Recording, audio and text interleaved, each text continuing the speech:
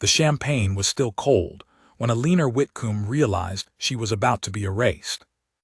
She stood near the tall windows of the Ashcroft Group's boardroom on the 32nd floor, a flute untouched in her hand, watching the city of London blur into gold beneath a wet November dusk.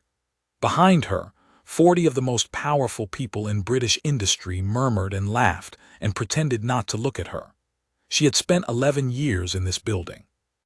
She knew the sound of every lift, the particular groan the east stairwell made in cold weather, the name of the night cleaner who fed the pigeons on the loading dock.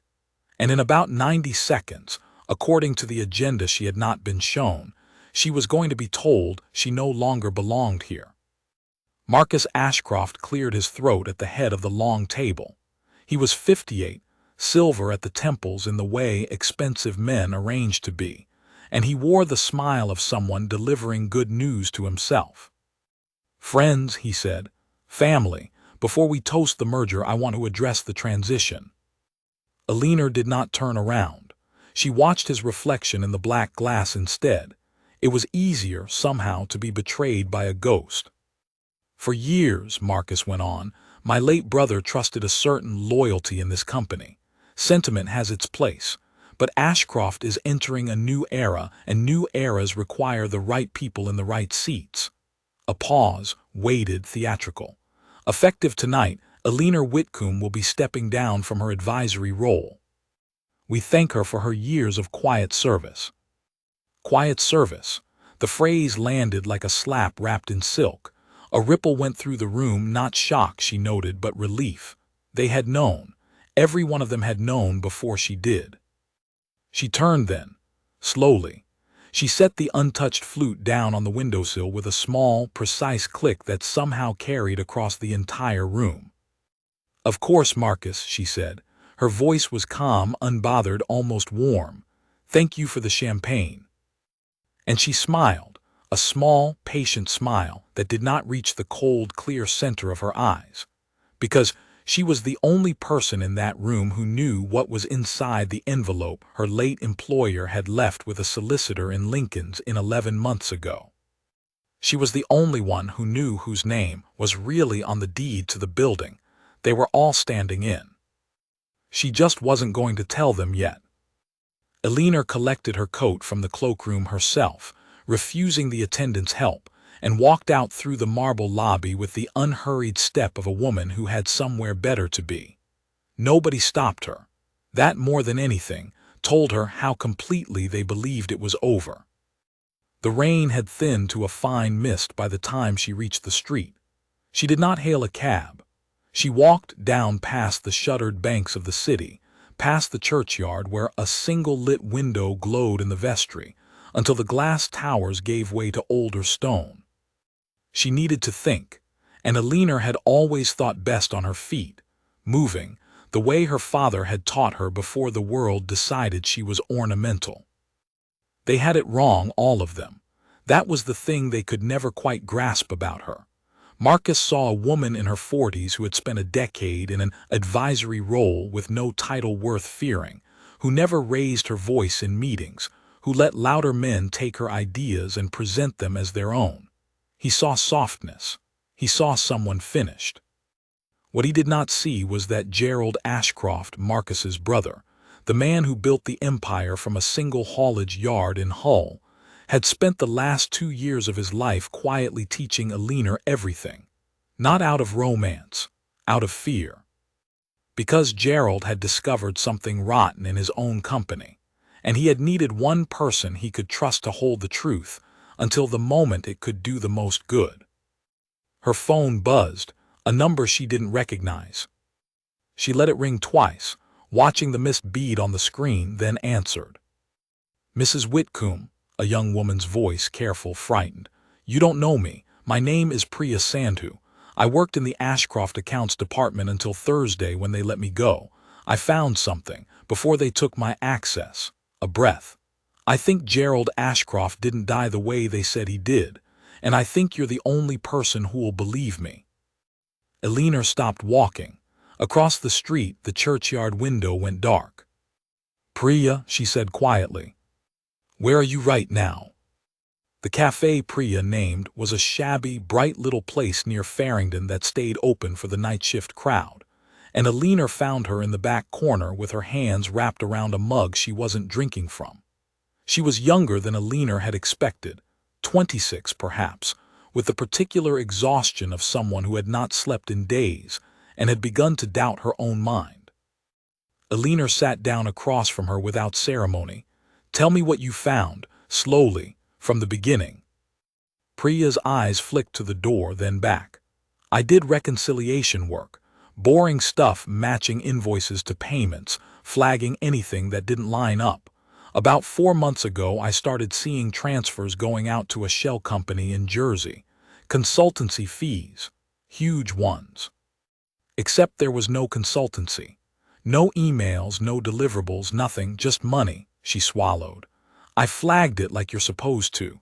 My manager told me to leave it, said it was above my pay grade, so I did for a while." "But you kept a copy," Eleanor said. It wasn't a question, and Priya's startled glance confirmed it. "How did you?" "Because you're sitting here and you're frightened, and frightened people who have nothing don't get followed home." Eleanor leaned back slightly. "You have something. That's why you're afraid. Go on." Priya's hands tightened on the mug. "The week Mr. Ashcroft died, the transfers stopped. All of them, same day. And then 2 days later they started again, but rerouted, through a different account, under Marcus's signature authority." She lowered her voice until it was barely there. "Gerald was the only person who could have stopped those payments. He was building a case. I think he was about to blow the whole thing open. And then he had a heart attack in a locked office with no witnesses, and Marcus had the body cremated before anyone asked a single question." The cafe hummed around them, the hiss of the machine, a delivery driver laughing at the counter, ordinary life carrying on. Eleanor sat very still, and inside the stillness her mind moved like clockwork, slotting this piece against the things she already knew.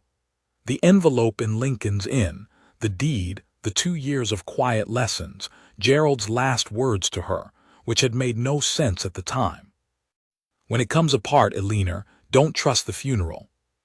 "Priya," she said at last, "I need you to do exactly what I tell you and nothing more. First, the copy. Where is it?" "2 places," Priya said. "One's a memory stick taped inside the cistern of the toilet in my flat, which sounds mad, I know. The other I emailed to myself at an address nobody knows about. I made it years ago. Different name." A flicker of something almost like pride crossed her tired face. "I'm not stupid. I just didn't know who to give it to." "You weren't stupid to wait," Eleanor said. "You were right to. If you'd handed that to anyone inside the company, you'd have been the second unexplained tragedy of the season." She watched the fear register on the girl's face and did not soften it, because Priya needed to understand the shape of the thing she'd walked into. "But you're not alone anymore. That changes the arithmetic." She took a napkin from the dispenser, and, with a pen from her coat, wrote a single name and a Lincoln's Inn address in small, exact letters. "This is a solicitor named Harriet Cole. She was Gerald's personally, not the company's. There's a difference, and it's the most important difference in your life right now. Tomorrow morning, not tonight, you go to her office. You give her nothing until she says one word to you." Eleanor met her eyes. "The word is lighthouse. If she doesn't say it, you walk out and you ring me.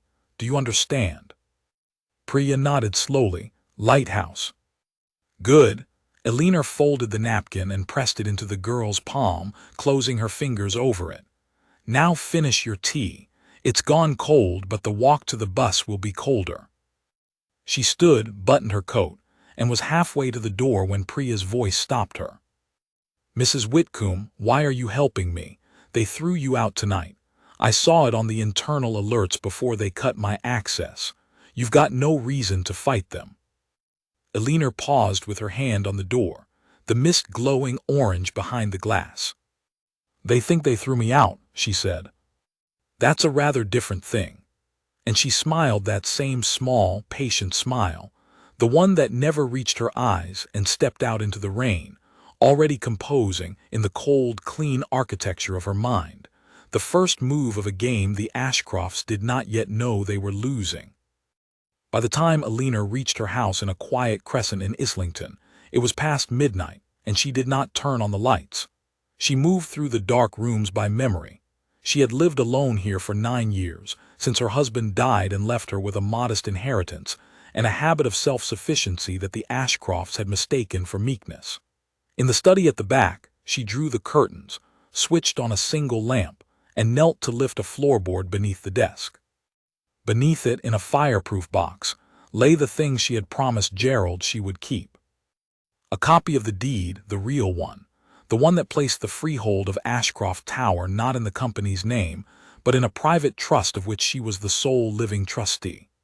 A ledger, handwritten in Gerald's cramped hand, of every irregular payment he had traced in the 18 months before his death, and a letter sealed that she had never opened, because Gerald had told her not to until she was certain the company had turned against her. She was certain now. She sat back on her heels, the letter in her hands, and for the first time that night she felt the grief she had held at arm's length all evening. Gerald had not been a warm man.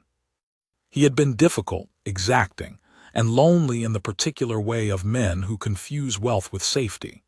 But he had trusted her when no one else had thought her worth trusting, and he had died afraid, and that was a debt she intended to pay in full. She broke the seal. The letter was short. Gerald had never wasted words. Eleanor, if you're reading this, they've done what I feared, and I'm not there to help you. Good. You never needed my help, you only needed my permission, and now you have it. The Jersey account is the thread. Pull it and the whole garment comes apart, but pull carefully, because the man on the other end is not Marcus. Marcus is the puppet. The hand belongs to someone you've met, someone you trusted, someone who was in the room the night you thought we were only talking about haulage contracts. You'll know him when the moment comes. Don't act until you do. G. Eleanor read it 3 times. Then she folded it, returned it to the box, and sat in the lamplight for a long moment, running back through every meeting, every dinner, every handshake of the past 2 years, searching for the face of a man she had trusted and should not have. She already had a suspicion, but suspicion was not proof, and Eleanor Whitcombe did not move on suspicion. She would move on certainty, and she would move soon. Morning came gray and low over London, and Eleanor was awake before it, dressed with the same care she'd always taken, not because anyone was watching, but because armor was armor whether or not it was seen. By 8 she was at her desk with a second cup of tea and a fresh sheet of paper, mapping the board of the Ashcroft Group the way a general maps a valley before committing troops. There were 9 directors. She wrote each name and beside it one word, what they wanted: money, status, safety, revenge, to be liked. Men and women were rarely complicated once you understood the single thing they were most afraid of losing. Gerald had taught her that, though he'd learned it too late to save himself. The name she kept returning to was not on the board at all. Julian Frost, consultant. Advisor. The smooth, agreeable man who had drifted into Ashcroft's orbit 3 years ago as a strategic partner, and somehow become indispensable without ever holding a title. He had been at the haulage dinners. He had been charming to her in the precise, calibrated way of a man taking inventory. And he had, she recalled now with a cold clarity, been the one to suggest, gently, reasonably, that Gerald was working too hard, that his health was a concern, that perhaps the old man should slow down. Someone you've met, someone you trusted, someone who was in the room. She had not trusted Julian exactly, but she had underestimated him, and that, she was beginning to understand, was the same mistake everyone kept making about everyone, all the way down. Her phone rang at 9 precisely. Harriet Cole. She came, the solicitor said without preamble. You're Miss Sandhu, bright girl, terrified but bright. I have the material. A pause. Eleanor, I've seen the ledger, I've seen the Jersey routing. If a fraction of this holds up, we are not looking at a corporate dispute.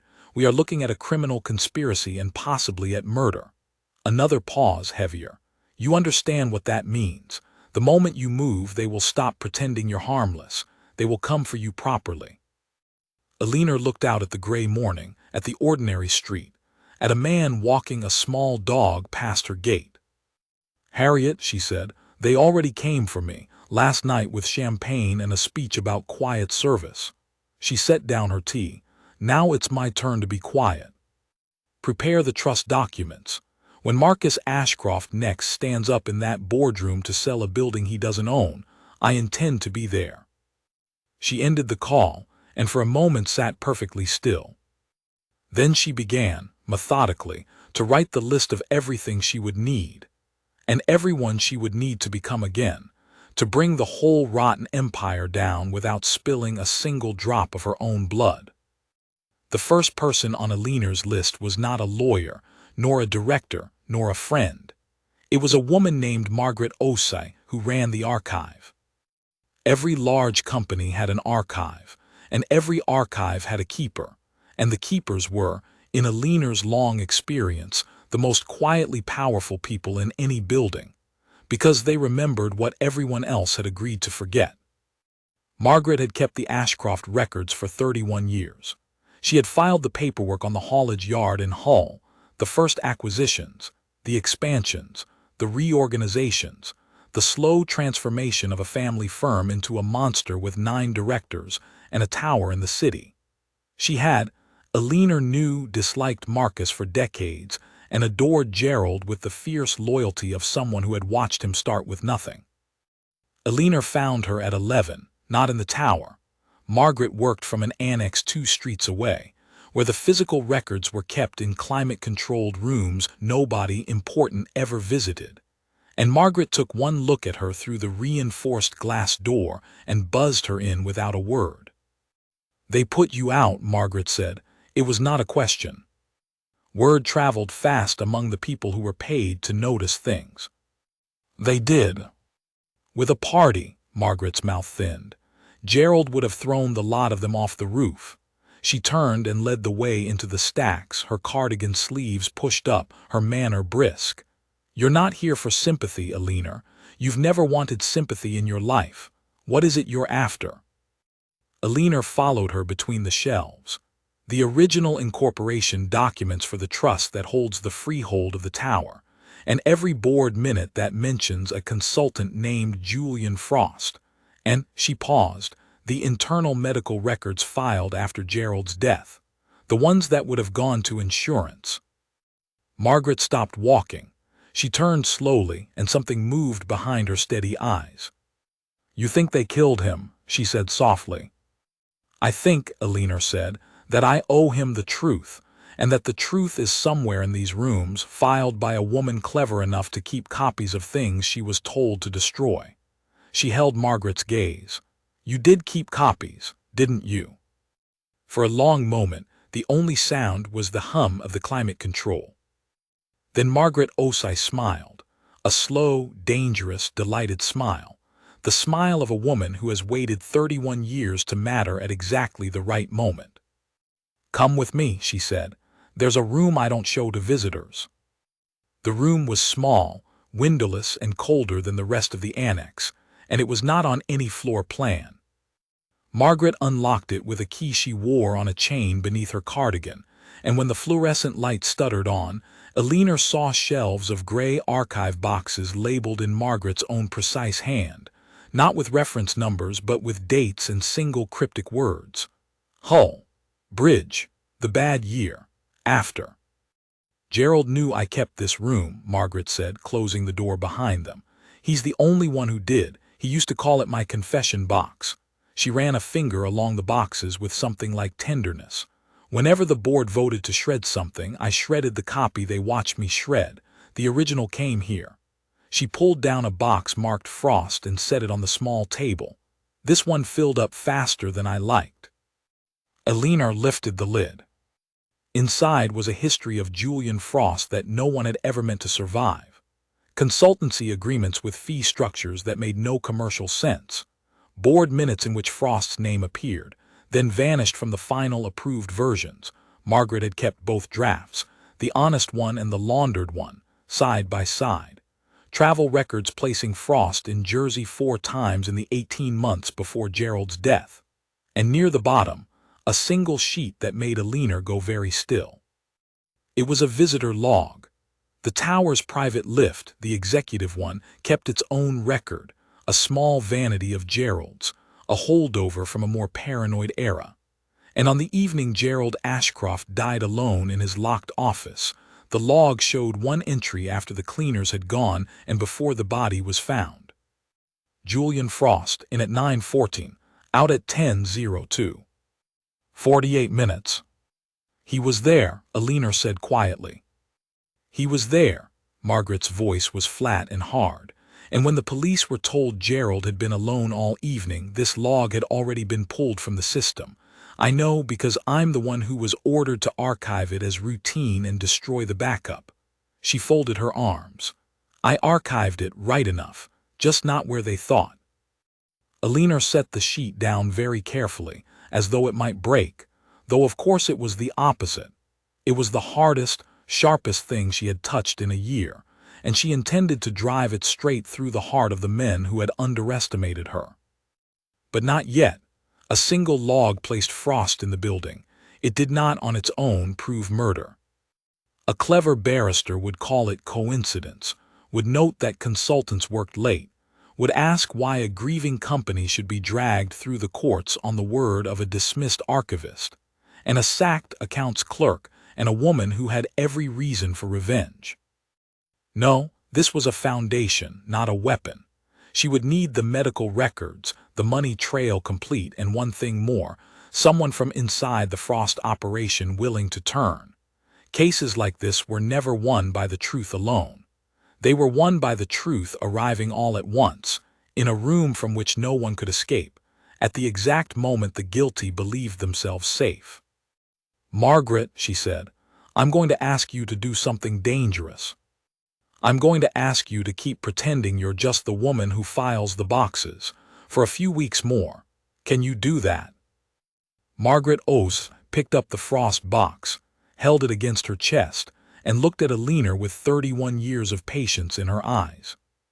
My dear, she said, I've been pretending to be nobody since before you were hired. I'm rather good at it. She almost smiled. It runs in the building, apparently. 3 weeks is a long time to do nothing, and Eleanor did nothing beautifully.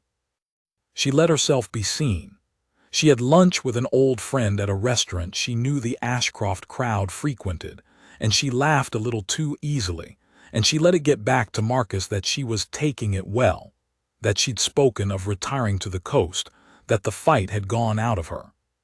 She knew how men like Marcus consumed information greedily, and only the parts that flattered them, and she fed him the version of herself he most wanted to believe. A woman diminished, a problem solved. Meanwhile, the real work moved underground. Priya, from a borrowed flat under Harriet's protection, had reconstructed the entire Jersey architecture. Not just the shell company, but the three behind it, a nesting of entities that ended, at last, in a private fund whose ultimate beneficiary was disguised behind a Liechtenstein foundation. It had taken her the better part of a month, working at night, cross-referencing filings that were technically public and utterly unreadable to anyone without her particular gift for patience. And at the center of the maze, when she finally reached it, she had found a name she recognized.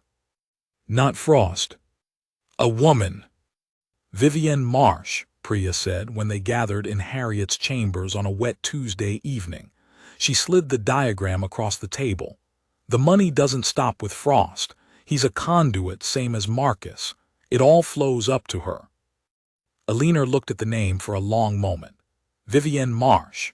She knew it, everyone in the city knew it. Marsh sat on 3 charitable boards, endowed a wing of a hospital, was photographed at galas beside cabinet ministers. She was philanthropy made flesh, a woman whose reputation was so luminous that to accuse her of anything was to invite ruin upon yourself rather than her. Gerald's letter, Eleanor said slowly. He said the hand belonged to a man I'd trusted. He said Marcus was the puppet. She tapped the diagram. But he didn't know about her, or he did, and he was protecting me by not writing it down. She looked up. Frost isn't the hand. Frost is a glove, and Marsh is wearing him. The room was quiet. Rain traced the tall Georgian windows. "Then we've a problem," Harriet said at last in her dry courtroom voice. "Because I can build you a case against Marcus. I can even, with the log and the medical records, make a coroner reopen Gerald's death and drag Frost into the light. But Vivienne Marsh," she shook her head. "Marsh has never signed a single document in her life. She has lawyers who have lawyers. You could put every piece of this on a table, and she would simply be somewhere else, being photographed with a children's charity, while Marcus and Frost went to prison swearing they acted alone." Eleanor sat back. She had known, from the moment Gerald's letter spoke of a hand behind the puppet, that the real enemy would be someone like this. Someone insulated, adored, untouchable by ordinary means. Which meant she would have to use an extraordinary one. "Then we don't try to touch her with the law," Eleanor said. "Not first." She looked around the table, at the terrified young accountant who had refused to look away, at the archivist who had waited 31 years, at the solicitor who had loved Gerald in her own severe fashion. "We make her reach for us. We give Vivienne Marsh a reason to do the one thing women like her never do." A slow, patient smile. "We make her act in person. And when she does, we'll be ready, and so, I think, will the medical records I've spent 3 weeks quietly persuading a very frightened pathologist to release." Harriet's eyebrows rose. "You have the post-mortem." "I have the post-mortem," Eleanor said, "and it does not say heart attack." The pathologist's name was Dr. Samuel Reyes, and he had not slept properly since the night 11 months ago when he had been asked, very politely and with a very large consultancy grant attached, to record a cause of death he did not believe. Eleanor had found him the way she found everyone, patiently, sideways, through the thing he was most afraid of losing. In Reyes's case it was not money. It was his license, his reputation, the good, clean self-image of a man who had gone into medicine to serve the truth and had made, once in a weak and frightened moment, a single catastrophic compromise. Eleanor had not threatened him. Threats made frightened men dig in. Instead, she had offered him the one thing he had stopped believing was available to him, a way back. They met in the reading room of a members' library, where no one from the city ever went, surrounded by the smell of old paper and older silence. "I recorded myocardial infarction," Reyes said. His hands were folded too tightly on the table. "Heart attack. It's what the family requested I prioritize, given his history, given the pressure for a swift release of the body." He swallowed. "But there were findings I didn't reconcile in the report. Petechial hemorrhaging consistent with," he stopped, forced himself on, "consistent with asphyxia, and a concentration of a sedative in the blood that had no business being there. Not therapeutic. He wasn't prescribed it. Nobody could explain how it got into him." His voice dropped. "Someone sedated Gerald Ashcroft and then made sure he never woke up, and I signed a piece of paper that said his own heart did it." Eleanor let the words settle. She did not rush to comfort him, and she did not condemn him. She simply let the truth sit in the quiet room where it belonged. "You kept the samples," she said. Reyes closed his eyes. "Against protocol, against direct instruction. Yes, I kept the samples, I don't know why. I think I always knew this day would come, and I'd rather be the man who kept them than the man who didn't." He opened his eyes. "If I hand these over, my career ends. I falsified a death certificate. I'll be struck off. I may go to prison." "You may," Eleanor agreed. She would not lie to him. A lie now would poison everything that came after. "Or you may be the man who, of his own conscience, came forward to correct a wrong the moment he found the courage to. Juries and regulators are not machines, Dr. Reyes. They can tell the difference between a man who hid a murder and a man who could no longer live with having been made an instrument of one." She leaned forward slightly. "The question is not whether this will cost you. It will. The question is whether you would rather pay it now, on your own terms, with your dignity intact, or wait until Vivienne Marsh decides you are a loose thread and pays it for you. Ray's went very pale. You know about her, he whispered. I know she is the reason a good, frightened doctor is sitting in a library instead of sleeping soundly in his bed, Eleanor said. I know she is the reason Gerald Ashcroft is ash instead of evidence, and I know that everyone she has ever used has believed, right up until the end, that they were too useful to be discarded. She held out a card, Harriet Cole's card. Come to this address on Thursday. Bring the samples. Bring your conscience. And let me show you what it looks like when the people she underestimated stop being afraid. For a long moment, Samuel Ray's stared at the card as if it were a live thing. Then he took it.